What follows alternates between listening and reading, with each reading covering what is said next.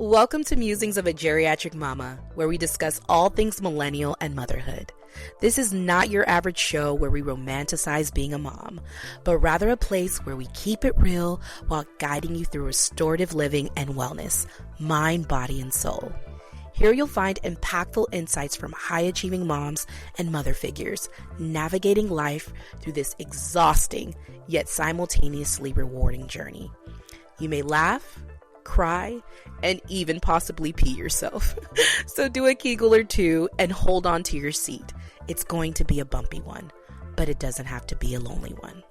I'm your host, Kedna Amey, and thank you for meeting me here. This episode deep dives into an area that is sometimes difficult to talk about. So we want to provide a trigger warning because what we will be talking about is human trafficking. If you yourself is a victim, or may suspect that someone is a victim of human trafficking, you can call the National Human Trafficking Hotline at 1-888-373-7888. Once again, that is 1-888-373-7888. Our goal here is to always create a community where you are seen and you are safe and empowered. Welcome back to Musings of a Geriatric Mama. I'm your host, Kedna Amey, and I'm so glad that you are here because today's conversation is going to be so impactful. We are going to be talking about beauty, body positivity, and advocacy with our special guest, Sabine Dieme-Erlich. Sabine is a trauma-informed strategist, speaker, and advocate dedicated to helping creatives build safe and purposeful careers in the entertainment industry. A former law enforcement officer and crisis counselor turned founder of Lights, Camera, Action for Change. She leads a trauma-informed career readiness platform, equipping aspiring entertainers with the tools to navigate the industry with confidence and care without compromise. Certified to facilitate the nationally recognized Ending the Game intervention curriculum and a survivor advocate of exploitation, Sabine combines her own lived experience as a former entertainment hopeful with professional expertise in crisis intervention, mentoring, and more. Through this unique lens, she bridges critical gaps in support for creatives seeking both protection and purpose. With 18 years in public service, including the past 7 years as a senior staff analyst specializing in data analytics and strategic negotiations, Sabine brings both heart and business acumen to her mission of empowering individuals to reclaim resilience, purpose, and power. Her voice and mission have inspired many, and I know her story will leave you encouraged and empowered. Welcome, Sabine. Welcome, welcome, welcome. Thank you for being here. How are you? I am doing so good. I'm so happy to be in this space. Thank you so much for inviting me. I am so glad that you said yes.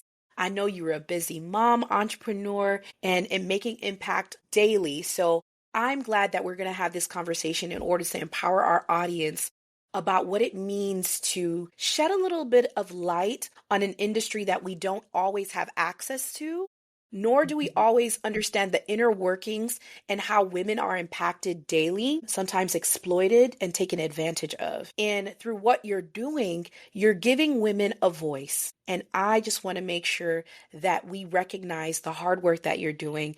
And thank you so much for what you're doing, because we're going to be able, hopefully, to prevent this cycle of exploitation, this cycle of causing harm to women. We can put an end to it. So, but before we deep dive into that, I want to talk a little bit more about who Sabine was before motherhood and all this advocacy work that you have been doing. Who was this girl? What was she like? What motivated her? And how did we get here? Yeah, so Sabine, my goodness, she was a creative, with ambitions from a very young age. I remember, just always being someone who loved fashion, who loved, while I was very much a shy little girl, if I had the opportunity to be in the spotlight, I would just beam. So I always sort of had that zeal and that thirst for creativity, that thirst really just to find different ways to express myself. And I was able to do that with music, with drawing as well. At point during my childhood, I started a fashion line on paper, but it was very much, It's it was same, business. same. Let me tell you, and I did it for years where I had like all of my editions, fall, summer, Love all that. the things. Oh my And gosh. so Yes. much so that my brothers and I and neighborhood friends would have board meetings. Like, this is how serious I was. Oh. And yes, and my company was Black and Beauty. I just, thinking back about that, it just makes me, it's a fond memory of like where the creativity first began. So, I love that. I have a similar story, and I realized that ambitious, creative women, we have an origin story that starts with a pen and a pad, a sketch pad. mhm. Same thing. I created my own fashion line. I was about 11 or 12 years old, and I had all the, everything sketched out, all the, like you said, the additions, and it's just, it was a way for us to have an outlet to express Mhm. ourselves. And I think that's so important for young women as we're in our formative years to have an outlet where we can create and be seen and be heard. And I think as we progress in our adulthood, we see how important that is. Oh, To yeah. have a place where we can be creative, and it's just amazing. And one day, hey, let's really dream it out and live it out, and let's Yes. do those fashion lines one day. We still have time. Do. We definitely do. We still have time. So, yes. So, you've always been passionate. You've always been creative. So, now I kind of want to know how law enforcement played a role in that. Because Honey. I realize that sometimes culturally or societally, creativity may not be Yeah. what is highly regarded, or seems to be the Mhm. traditional way to have a career, to make impact. So we may do things that seem to be more accepted. Right. Like, I used to paint, I used to sketch. Maybe I could have been a fashion designer, but I end up being a nurse because that's the proper Caribbean girl thing to do. And I But can relate. yes, exactly. But the thing is, when we're creatives, it's always going to show itself. So, Mhm. but now I'm curious to see, how did you end up in law enforcement? You know what? Law enforcement wasn't a safe route, no more than creative fields were.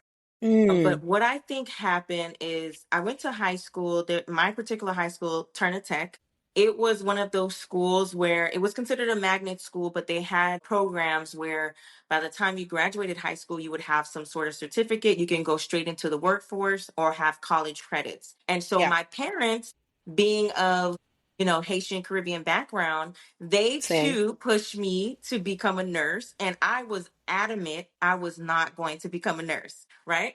Now, I did like the medical field, but I didn't want to be a nurse, right? So, and they were definitely not for the creative careers. And so I ended up doing the Mm, medical assistant program and then started okay. college, took nursing classes, and I really didn't like it, right?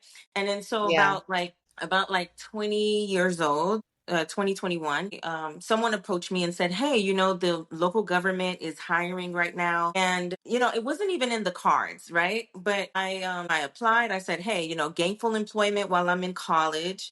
And once I started at the police department, within a year, I found myself going into the police academy. Now, when I first got there, everyone said young people that come here, they always end up going into police. And I was like, well, you know what? I don't like nursing, right? I already don't like nursing. So I ended up switching my to criminal justice. That was short lived, but Mm, I did do that. And then I became an officer shortly after. And wow. it's so strange because, yeah, it's not a creative field. But what I will say is, as a child, I was a patrol.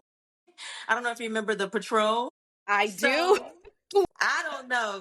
There's some, some traces there, Foreshadowing. I guess. Yeah.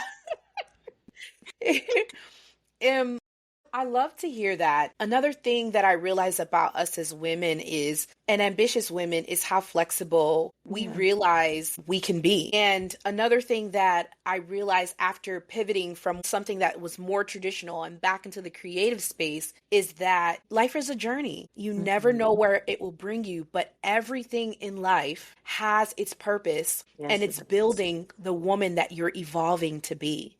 And it's so integral because your work in law enforcement is going to be a foundational piece to what you do in your own foundation and the work that you're doing for women. So everything is connected. Nothing Right. that we do is time It's lost, wasted. but it's Yeah. actually an integral part of our story and our journey. And before we deep dive a little more into that, and speaking of journey, tell us about your motherhood journey. Mhm. How did you know it was time? When did you become a mother?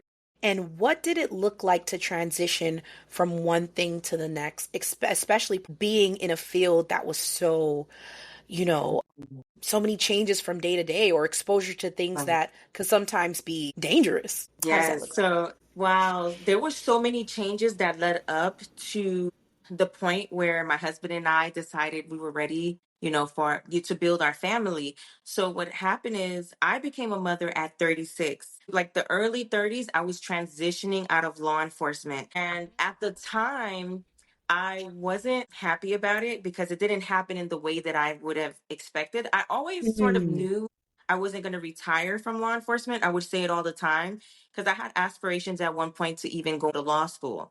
And okay, so I always sort of felt like, this would be my foundation and then I would move on to something else.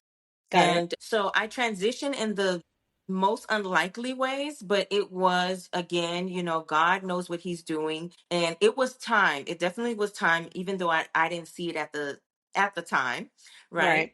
Right. But so my current role as a senior staff analyst, I started that at 33. And then my husband and I got engaged that same year, got married the following year. And then I was pregnant with my son at 35 and had him at 36. Mm-hmm. Yes. Amazing, amazing. Women are so dynamic. Like, there's so many layers to us. And another thing that I want to emphasize on this show and with our audience is that timing is never perfect. But what works best is what works best for your family, the right time for your Mhm. family. But as you said, God knows exactly what he's doing in it, and the journey into motherhood can happen sometimes planned, unplanned, Yes. but nonetheless, it's beautiful. And what I realized, Sabine, about you is how resilient you are. Going Mhm. through the unexpected pivots and turns and Yeah. still finding the beauty in that and creating the legacy that you are creating through your family and through your work. I want to talk Mhm. a little bit about before being in law enforcement and transitioning into your current role, because we're going to get into the conversation more about your advocacy work. What Yes. was it like in the entertainment world? Because a lot of people are curious because that it's almost, Yes. I feel like sometimes the entertainment industry, of course, it consists of music, modeling, all the Mhm. different things. It could be gate kept, you know? So having your perspective as an ambitious woman pursuing that creative side, love to hear your input on it, especially with everything that's going on in society. We have Mhm. those, high profile cases of Right. entertainers that were caught in, a ring of exploitation of women and Right. potentially human trafficking. Like, tell us a little bit more about how you were able to navigate that space and how that eventually translated into the work that you do now with women and advocacy. Yes. So going back to the creative aspect of, growing up, being a creative, I always knew that regardless of the fact that I had the plan to go to college, I wanted to pursue, that desire of going into or creating a career in modeling as well as acting. And so I began taking classes, all while still going to college and going to auditions. Mm, So this is like between 18, 20 years old that I am really just exploring, really getting my feet wet, not really in the industry, but I'm around the perimeter checking out the scene, right? And so What I found is that at about a few years into doing that, right? I was in college again and met a man, who approached me, and he, told me everything I probably wanted to hear at that time, right? I was, Right. young, I was shy, I was very sheltered. Mm. And so he spoke to those needs, right? And told me that he was an industry insider. And you have to understand that Mm. back then, I'm talking like the early to mid 2000s, it was definitely more gate kept than it is now, because I think with the Okay. advent of, the internet, and things are a bit more transparent than they were back then. The Understood. most Mhm. we had to like learn a little bit about the industry was like shows like Top Model and things like that, right? Sure. But so, he told me that he was an industry insider. I believed him Mhm. with the things that he showed me, the credentials and all of this, and even the access that he had to go to different events around town. And so I believed him, and I fell for those common pitfalls, right? Because from there, it became this thing of, okay, well, you want to become this model, you want to become this actress. Well, there's some things you have to do to get there. And Mm. so that was my first experience of exploitation. Mm. Here's the thing about exploitation, and even if you want to take it a step further to like human trafficking, the thing that is so difficult, what I learned in law enforcement about not only recognizing it, but really being able to put it to an end, is that there's often so little awareness about it. And Mm. those who are being exploited oftentimes cannot recognize Don't realize themselves it. as a victim. And Mm. the predators, they're never going to paint it as, oh, I'm taking advantage of you. If anything, they make it seem like you should be honored.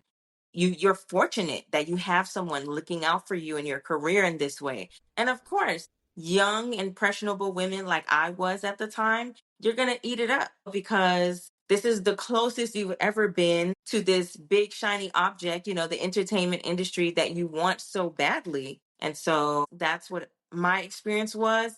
But I quickly learned, or I learned later on in law enforcement, what it really was. And, as I was going into, different cases, I started to see, oh my goodness, these women who reminded me of myself at that age. And so things just Wow. became full circle. So that's what led me really into this work. And of course, as the stories started coming out, it pushed me to say, okay, the time is now to really start speaking up about my own experience, but personally, but even my professional experience and how the two ties together. That is phenomenal to be able to get insight in hindsight, right? Almost about what you actually navigated when you were young and you were ambitious and you were looking to achieve a dream, while someone was unfortunately taking advantage of how new you were, or how maybe you weren't as fully informed of the ins and outs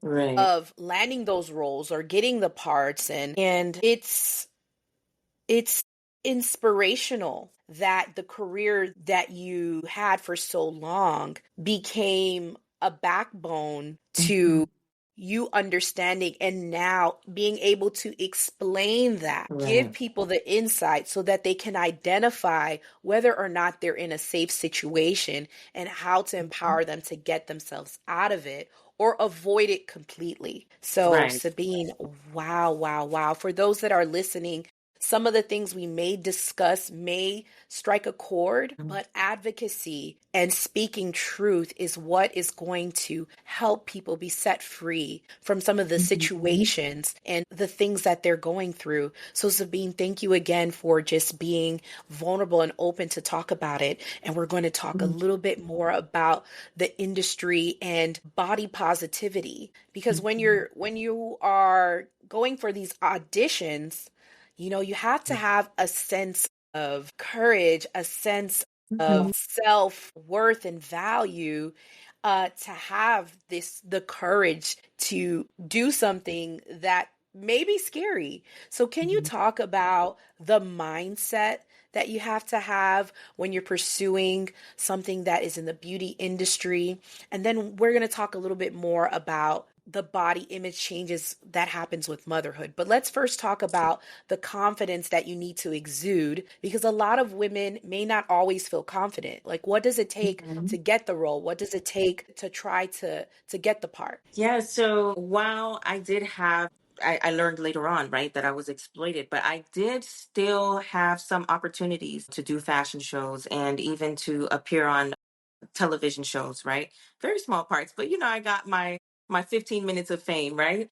Sure. And what I learned in those experiences and even in hearing other people is that you really have to come in with a solid foundation, because I think what happened to me and what happens to so many others is we often go into those fields looking for those careers to build our confidence, those careers to build our self esteem, right? And so Mm, that's why we are so vulnerable when we go into those spaces, mm, because if that's what you're looking to build your confidence, then it's like when they swing the carrot in front of you, it's like you're going to do just about anything to mm, gain that. Some people think it's about the money, but I would argue that it's not about the money. I think many people who are going into the entertainment industry, if they don't have that solid foundation, it's really about being seen and being valued. Like, that's what they're looking for. I know that me at that time,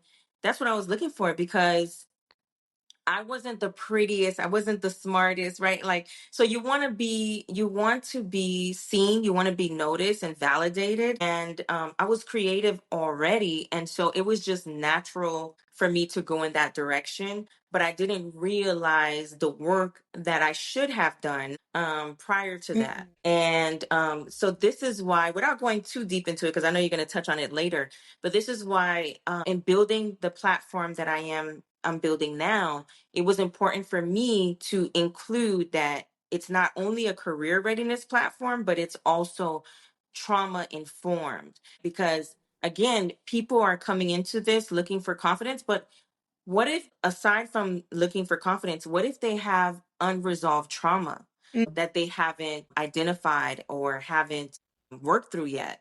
And so this program, this platform gives them the opportunity to identify those things and at least start working on it as they're looking to enter the field. I love that. Oh my gosh. There's so much to unpack there, but one of the things that I took away from what you said is that the inner work has to be solid before Yeah. the outer beauty really radiates. You Mhm. know, once we do the inner work, then that internal peace, confidence will show outward. It's important for us as women to feel valued first within ourselves, because once we know who we are, then the likelihood of someone taking advantage of us decreases. Right. That's one of the things that I heard from what you said.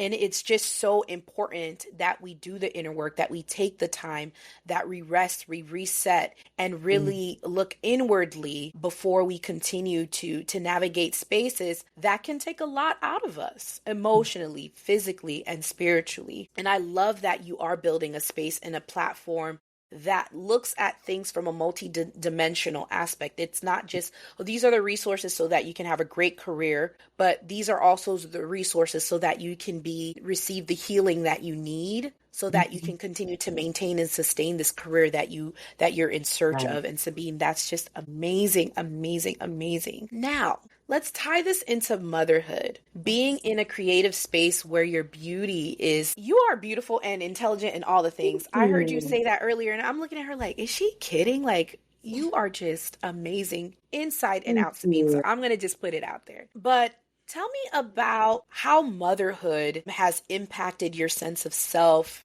because our body changes so much after carrying Mm. children. And you had the honor of carrying two children. Yes. And one of the hardest things for women, especially after we've just have been so accustomed to Mhm. looking a certain way and feeling a certain way, and now we bring forth life, and that changes everything. Yes. How do you navigate embracing the new body you have, and how do you empower other women, especially as we talk a little bit more about your advocacy work, to do that too? Yeah, so it's interesting. I spoke on a panel not long ago, and it was about beauty and style, how we maintain our beauty and style during motherhood. And I Mm, shared something that I don't think quite landed, so I'm gonna make sure I make sure it lands here. But okay. it's the fact that for me, because I was always that creative child, right? It took me going back to those roots, going back to that like starting point of just loving fashion, of just loving to find things that look good on me without Mm, even worrying about my body. Because when we were much mm, younger, what did we know about our butts and our this and our that? Like we weren't focused on those things. Whatever we like to wear no. or however we like to look, it was just because it brought us joy. Mm. For Ooh, me it was like, okay, let's go back to those early stages where fashion was just fun. I'll tell you about a memory that love I that. have. So I'm an 80s baby, and I Peace, remember baby. yes. And so I was old enough to remember Hurricane Andrew. Remember Hurricane Andrew was such a big storm I in the early. It was And in so South Florida. yes, it was. And so I remember one day, the storm had already passed, but we had so much time where we were without power and it was just Mm-hmm. a lot to recover from. And I remember my mother had told me, get dressed so we can go and get, supplies. Supplies. Yep. And I remember I just grabbed like the biggest flowy skirt that I could find. And while my mom is waiting for me, I'm in the mirror twirling. And then she tells me, "Girl, I'm waiting on you know how our parents can be." And Yeah. and she's like, "We're in the middle of a hurricane and here you are twirling in the mirror." But it was because it brought me joy. And so that's what it was for me. Like I had to see, okay, yes, my body looks different. Yes, things don't fit the same way, but how could I make it work to where I could still have that sense of joy, that sense of style and beauty and expression, the way that I want to express myself or come across to others, that is still fashionable, that is still beautiful, regardless of how my body has changed. And so I found that in many different ways. Blazers being one. I really love blazers, and you can dress them up, you can dress them down, but they are flattering on our bodies. I talked a lot about ruching and wrap dresses. So those are Yes. some of the things, right? So Yes, yes. yes. I love that. I love that you reverted back to an identity of joy, Right. because I think that as mothers and as we navigate some of the more challenging times, or we try to have everything perfect and make sure every checkbox is checked off, we Mhm. sometimes lose that joy that Right. motherhood can bring. And when you are able to just find whatever it is to relive the joy or bring back the joy that makes you who you are. Because another thing is, we can sometimes lose our identity in this motherhood process, Mhm. navigating life with partners and taking care of family and scaling in our 9 to 5s and in our businesses. We could lose ourselves. So finding fashion and being aware and loving your body and knowing what is flattering, it Mhm. just is so important. It's so important. And of course, you being a creative, it might be a little bit easier for you, but do you have any fashion tips? Since we're talking about fashion a little bit, do you have any fashion tips Yes. for moms that may feel like, listen, I don't really have time to dress up or dress myself, or I'm walking my closest thing to to fashion is my messy mom bun and these sweats. Like athleisure, like how do you what are some fashion tips that are practical that every everyday mom or any woman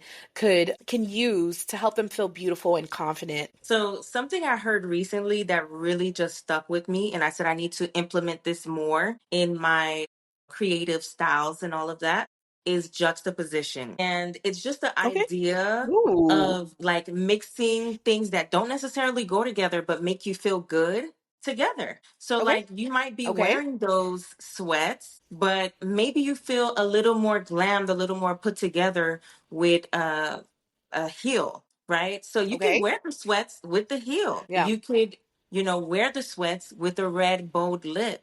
So just like Ooh. having fun, and not really sticking to the rules, but creating your own rules. And let me Mm. tell you, Pinterest is my best friend because sometimes I might Come have on, an let's talk idea. about Pinterest. Yes. Oh my gosh. I feel like Pinterest is so underutilized. So let's talk about it. I love that. Yeah. Well, Love that. I use Pinterest even for our shoots, for my birthday shoot. What was funny is that I didn't necessarily have a style, like a look in mind. I had more so colors. Like there were certain Mm. colors that I knew I wanted to represent me in this new phase of life. Yes. And so red being one, and red hmm is just such a power color. It Um, is. right? Mm-hmm. Or like blush pink was another one that it's very girly and flirty, but also still feminine and sophisticated. It can be Absolutely. all those things. And then there was also like a metallic or glitter, type of color. So like, very royal, very pristine and all of that. Mm. So I think it's really just finding the pieces that you like, put them together and however it feels comfortable. And of course, use Pinterest, use social media for those who have maybe a similar body type to that you admire. Sure. Use that to like push you to dress up and to feel better about yourself because something I say often is dressing well is a form of self-care. I truly believe that. Mm. And so definitely do all the things, try all the things, colors, textures, fabric, like do it all. I love that. Dressing well is a form of self care. I'm going to say that one Yes. more time. Dressing well is a form of self care. I do really feel that at times, between the fatigue, between Mhm. soccer practice, between board meetings, between having to take care of elderly parents, we really don't feel like doing anything sometimes. But I realize that when I am intentional with dressing up, whether I'm Mhm. going to a networking event or I'm meeting up with girlfriends, it is a form of self care and Right. an immediate boost of confidence. I always say this like when I dress up and I put on a little makeup and I put something unique that represents who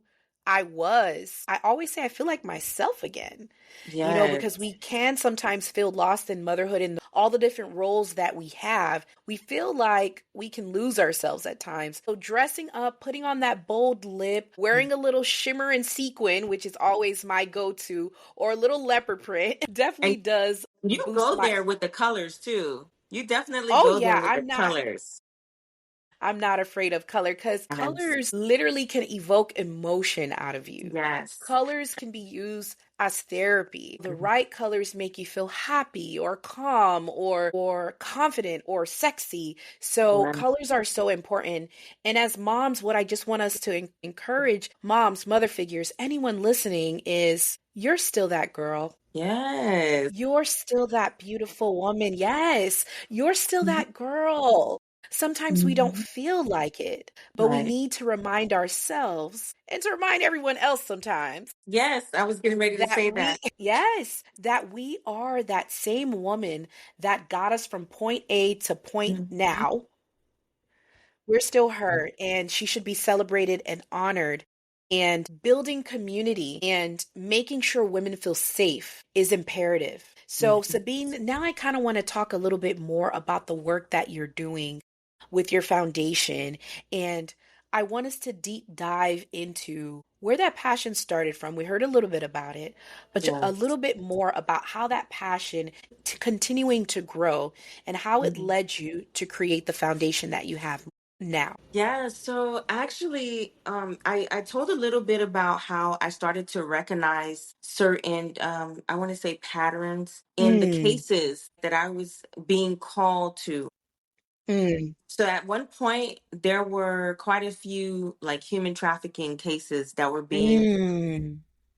opened in the work area that I was assigned to. And I Can we talk a remember, little bit more about those cases? I'm sorry to interrupt, yes, but can of we talk course. a little bit more about the signs or the patterns, just so if anyone's listening, they Yes. can recognize? Yeah, so first, just to give some background, when we're talking about human trafficking, because oftentimes people want to associate it with what they see on TV, right? And so, the kidnapping, the very Mm, dramatic, and that is and can be human trafficking, but that is one form of human trafficking, but it can exist in many different ways. So first, just to give some, yeah.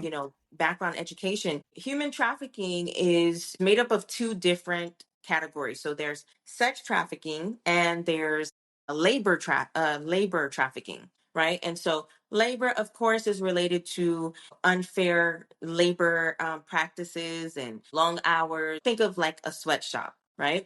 Mm, And then now sex trafficking is going to be what people often will mistake as just loose women or women that are prostituting. Oftentimes these mm, women are not doing that on their own, but they are oh, being sent out. And it can exist in different forms. It's not always like the typical, oh, someone on the street. It could be, through an escort company. It can be through so many different avenues. This is all about control. The mm, bottom line, it's about control, right? Money is involved, but control is like key. And so if you see any young people, because it's men and women, woman. or young men and young women that can be vulnerable, as well as children that can be vulnerable to human trafficking, you always want to pay attention to how free they are to move and make decisions on their own. Mm, Oftentimes you will see someone who has a trafficker or a pimp, however different communities call it different things. They don't have autonomy most of the time. They don't have autonomy. They can't do whatever they want with their money or can make decisions just all on their own. They oftentimes have to check in with someone. That's just one mild example. There's so many others that we could look for, but I would say that is definitely key. And then there's also three different type of traffickers. There is the mm, Romeo trafficker, right?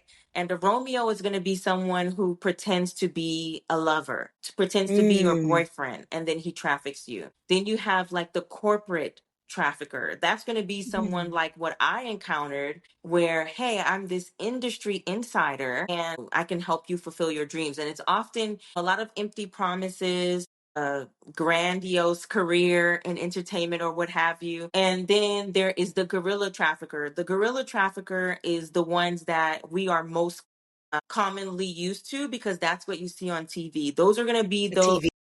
they're going to be the ones who use more physical force. And so they'll Mm, do the kidnapping, maybe beat someone up to force them into whatever it is, whether it's labor or sex trafficking. So those are the three type of traffickers. But there's so much we can speak on this. But of when I started being called on those cases, I was a patrol officer, and oftentimes a investigator would be working on the case, and they would call for a patrol officer to come and transport a victim or mm, transport a defendant.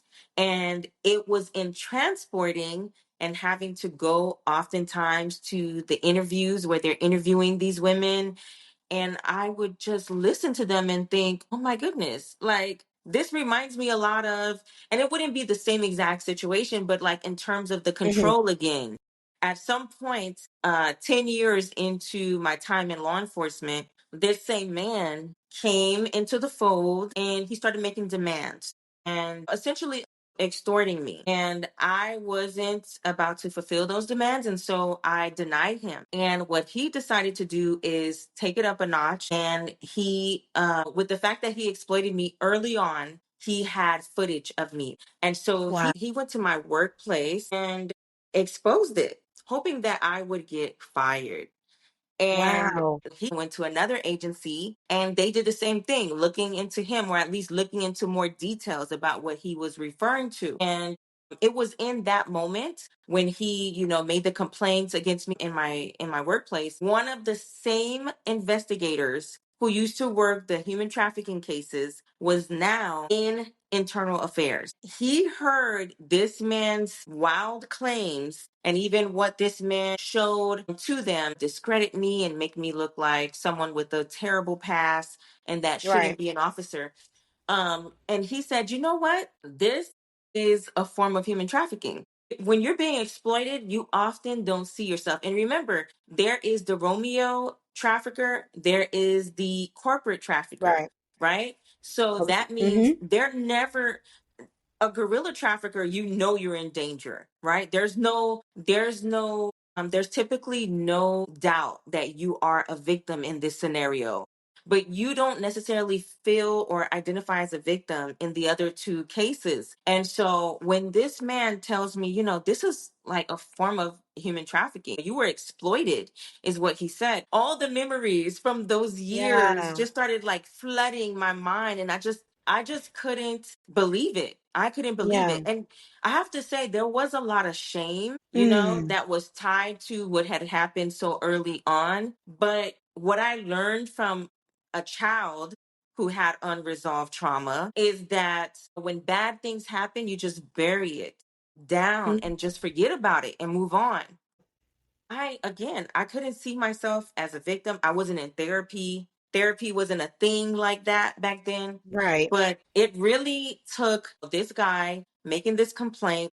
Thankfully, this investigator now being in internal affairs, being able to identify what this was, and he actually had me go to therapy. And he Wow. said, you need to speak to a police psychologist to start working some of these things out. And so it was really his insight, having the experience that led me down my healing journey. Mm. So, Wow, Sabine. There's so much more to it. And thank you again for your vulnerability. And for anyone that may be listening, I hope that some of this insight can help you release some of that mhm. shame because sometimes we're victims and we don't even know in our day to day lives. And now this becomes the basis for the work that you do. And not only are you giving women the tools to have a career, let it be sustainable entertainment, but making it so that they can reclaim their power back, you Amen. know? So Yes. tell me a little bit more about Lights, Camera, Action for Change and what your foundation is doing for women and how are you empowering women um, to stop this cycle? So what I realized in my own experience is that had I been informed early Mm, on, things would have definitely taken a different course, right? And so while I was doing that healing journey, my psychologist at the time saw a episode of TD Jake's talk show. At the time he had a talk show. And so a young mm, lady appeared on the talk show and the psychologist said, I saw this episode and you just have to watch it. This woman has like almost the same story that you have. And she's been able to turn her life around and she's actually helping mm, people now. I have to watch this episode. And I did. I was crying, but it was like mm, also very healing for me to see that someone who also had pain turned her mm. pain into purpose. And Ooh, so yes. I just needed to reach out to her. And so that very week, I looked up her company name, I found her email online, and I emailed her. And do you know, she responded to me that same week. We ended up getting on the phone and everything. And I just couldn't, I was blown away. Wow. And Amazing. so I have to give credit to her because she has been so instrumental to my healing journey. Her name is Rachel Thomas, and she is actually the founder of the Sowers Education Group. But she also authored the Ending the Game curriculum that I am a facilitator of. Yes, yes, we talked about that a little bit. Yeah. Yes, and it is a nationally recognized curriculum. So she started it out in California, but they're in multiple states now. And in 2020, she had the esteemed pleasure, and she still sits on the advisory committee for the U.S. human trafficking counsel. So, Wow. yes. Amazing. Amazing. Amazing. So here's the thing about being in community with women and just Mhm. being able to be open and vulnerable is that we're not alone. Right. And No, you're sometimes when not. we go through traumatic things or we go through things in life that, almost we thought that the plans were going to knock us down and alienate us. And maybe that was the mission for the plan. But Right. in truth, Yeah.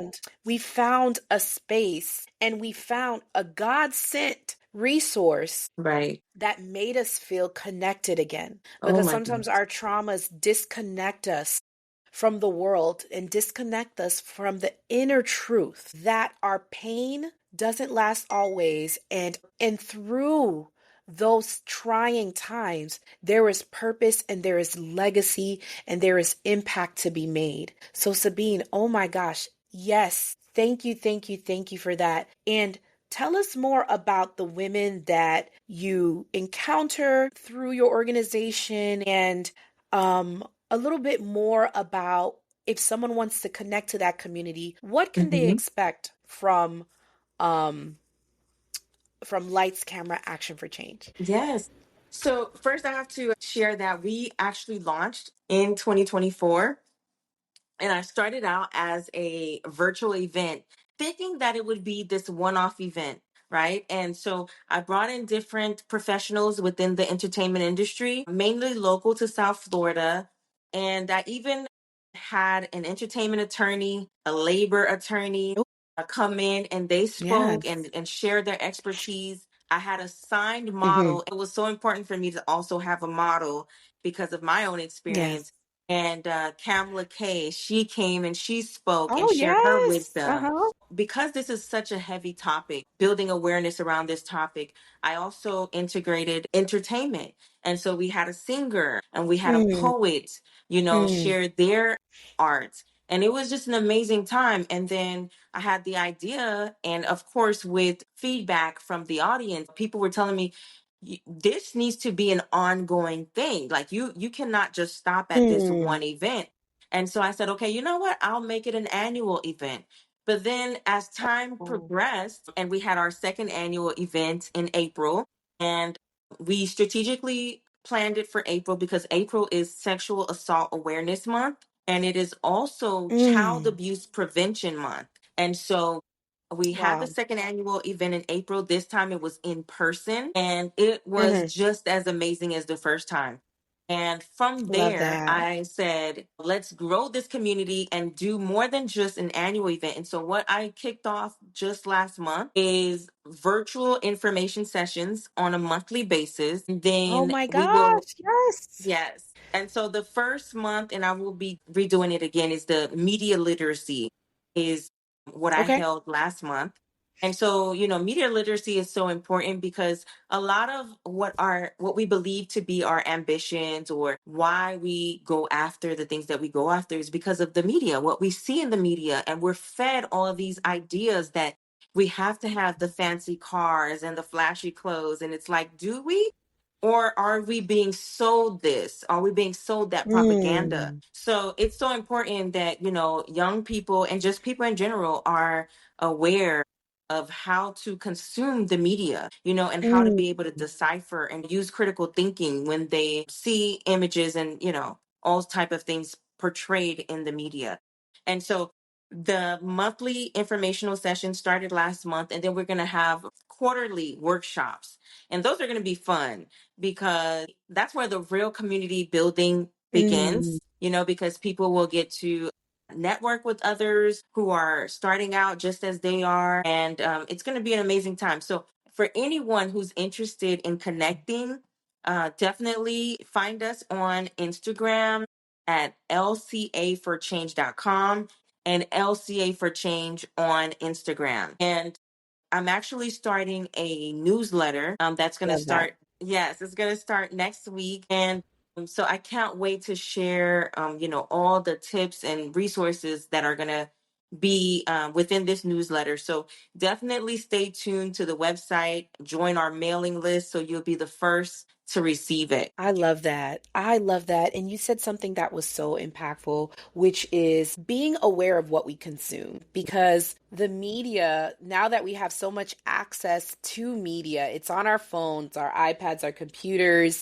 we can stream wherever we go. The media can impact who we are Mhm. because it's all about storytelling, and not every Mhm. story may be telling the truth, but it's presented in such a way that Right. makes life to be the You perfect know, B-roll. so something I wanted to tie into motherhood as well is that it's also what fuels my work, because entertainment hopefuls, aspiring entertainers, creatives, yes, they could be 18 and up like I was, but we also know that there's many parents who are interested in starting careers in entertainment for their children. And so they definitely want to Mm. be aware as well. I spoke to a parent recently and she said, I have 3 children and my oldest, who's 19, wants to pursue modeling. And I am terrified for her because I hear the stories and I don't want to block her from her dream, but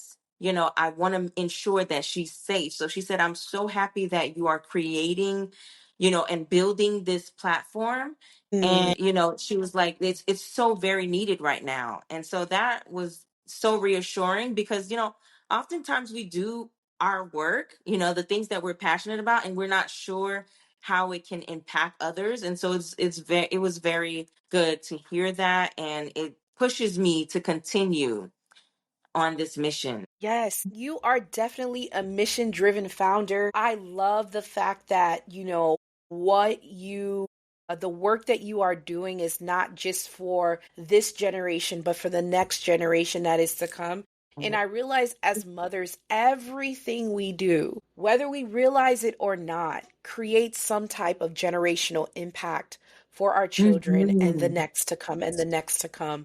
And one more question before we get into one of my favorite parts of the show is Okay. how do you balance doing the work that you're doing, advancing in your career as an analyst, and be Yeah. a mom? Because I think a lot of us have so much difficulty with trying to find harmony because people don't want to say work-life balance anymore. They call it work-life harmony. How are you Harmony. finding some harmony in doing all these different things while being present with your family, your children, your spouse, and all the other members and your loved ones? So Woo. I inquiring thank minds want to God. know. I thank God for my village, and that village includes my Mm, parents, and of course, it includes my husband.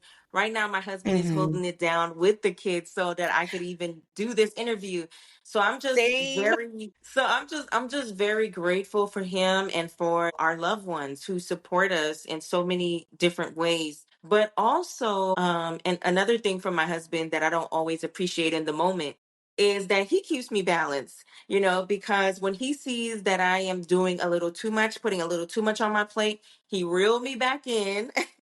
Yes. And it's needed. It is needed because, Mm, especially for the two of us, we are God-fearing women. We believe in God, and God tells us in the word that we must rest. And so while we have yes. all these different things that we want to achieve, even that creativity, it doesn't come from being exhausted. It comes from a rested mind, a rested soul. Oh, So we yes. have to take that time, for our families, but even time for ourselves. Yes. I'm gonna clap it up. Yes, yes, yes, yes to rest. Okay.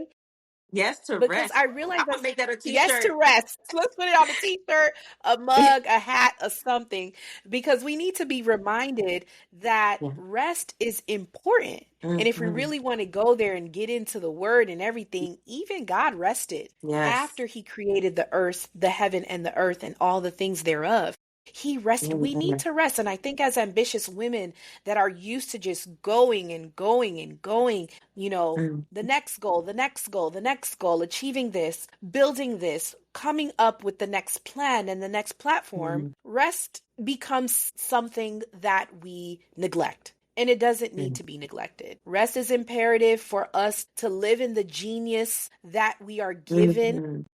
the gifts and talents that we are given, rest allows that to be reset. Rest allows that to be refined and allows that to really grow in the way that it should. So, yes to rest. Okay, Mhm. Sabine, we're having such a great conversation, but I don't want to hold you up any longer. But let's get to a fun part of the show, which is our millennial nostalgia break. Okay.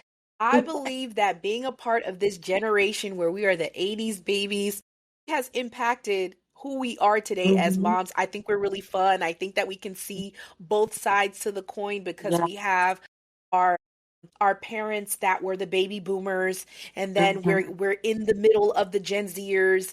So Right. we have a really Sandwiched in unique between. sandwich. We're the sandwich generation, so we have a unique perspective. But let's talk about some fun millennial memories, whether that's Yeah. fashion, boy Uh-huh. bands. What do you remember from the early 2000s that, really brings you a little bit of joy? The early thousands. I mean, Destiny's Child was everywhere and had so much Okay. to do with, I remember the writings on the wall. I remember that Mm, album and just like playing it from yeah. front to back. There's still songs on there that I sing, not even the ones On that made it repeat. to the radio. Right. There's still songs, so Mm, that was amazing. Of course, early 2000s, we cannot forget, Lauryn Hill. Like, oh my goodness. Well, she was a little bit hmm. earlier, but, she was still amongst that era.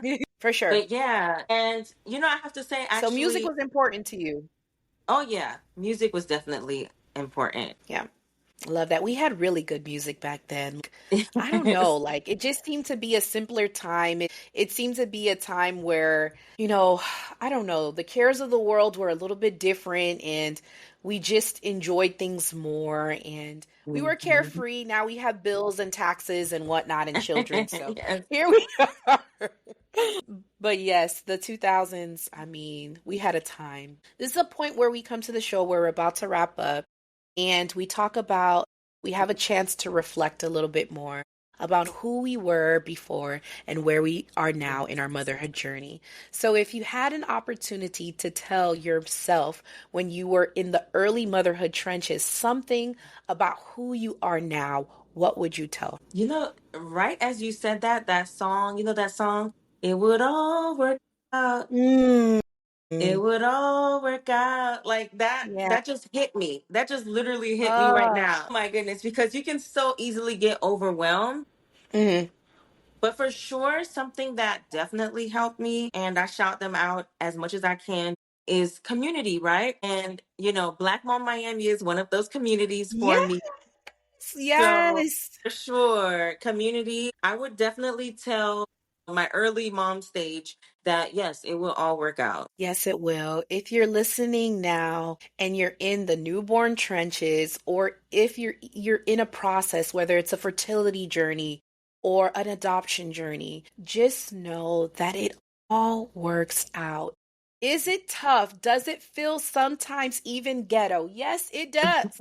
It definitely is. But it does work out day to day, moment by moment. Sabine, this has been a needed and impactful conversation. We got deep into some things that we don't always talk about, but what we're realizing as society evolves is that we are becoming more brave to talk about Mhm. those uncomfortable topics Right. because the survival of It's women and dependent. children It's dependent are on. are dependent on it. Right. So thank you again for bringing your passion, your purpose, your advocacy and bringing and shedding some light on something that may make people uncomfortable, but we have to be uncomfortable when it comes to the lives of women and children that are vulnerable. So thank you so much for your wisdom. Thank you for your service, okay? Yeah. Because I can't imagine being in law enforcement, how that can just be a lot. So thank you for your service and thank you for now bringing all that insight, intellect, Mhm. and wisdom to set the tone for generations to come. So I just want to give you your flowers and let you know Thank that that you. is just so inspirational. And I'm sure our listeners are going to be inspired and empowered in such a good way. So you mentioned it before. Let's mention it one more time. Where can listeners connect with you? Thank you so much because I was about to add that myself. So if you want to follow me in my own journey, it's Sabine Dieme on Instagram, YouTube, TikTok, all of the things. And for the movement, for the platform, at LCA4FOR Change on Instagram, and the website, www.lca4change.com. On that same website, there is a link when you scroll to the bottom. You can fill out a questionnaire because right now we are in development of our very own curriculum. That is the Trauma Informed Career Readiness Curriculum. Love And what we that. would love to do is pilot that curriculum with aspiring creatives. And so if Mm, you are interested in being the early curriculum students, I would say, mhm. then definitely sign up. We would love to have you pilot the program so that we can, share it later on to the masses. And so, yes, lca4change.com. Love that. Sabine, thank you again for your vulnerability, your strength, your audacity, and everything that you're doing for women and children and the impact you're making in your own children's lives with all the sacrifice that you are making to build legacy for them. As always, thank you for tuning into Musings of a Geriatric Mama. Don't forget to subscribe, share, like, all the things. Share this with another mama or mother figure that needs some encouragement. And join me next time for another powerful conversation. Thank you and take care. Bye.